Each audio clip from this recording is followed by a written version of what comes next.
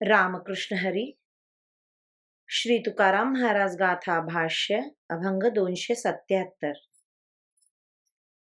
कोण जाणे कोणा घडे उपासना, कोण या वचना प्रतिपावे.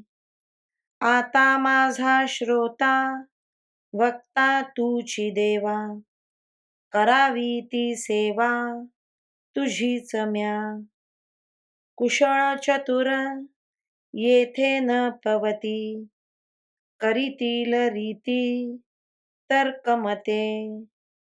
तुका म्हणे केणे झाले एके घरी, मज आणि हरी तुम्हा गाठी. या जगात बहुतेक माणसे पामर वर्गातील असल्यामुळे कोणाला भक्ती ज्ञानाचे स्वरूप कळते आणि कोणाला श्रवण कीर्तनादी भक्ती खऱ्या स्वरूपात घडते हे कळत नाही. कारण भक्ती ज्ञान सांगणारा अनुभवी वक्ता असला तरी त्याच्या प्रवचनाला कोण जातो, आणि एखादा जिज्ञासू श्रोता असला तरी त्याला अनुभवी वक्ता कोठे भेटतो. याकरिता देवा, आता माझा श्रोता आणि वक्ता तूच आहेस.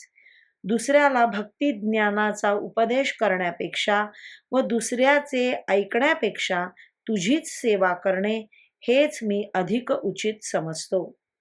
जगात जे शहाणे चतुर आहेत त्यांना भक्ती ज्ञान आवडत नसल्यामुळे या गोष्टी ऐकावयास ते कधी येतच नाहीत.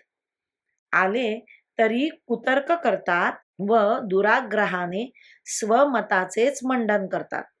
तुकाराम महाराज म्हणतात, देवा, श्रोत्या वक्त्याला लागणारा श्रवण प्रवचनादी माल एका तुझ्याच घरी साठविलेला आहे.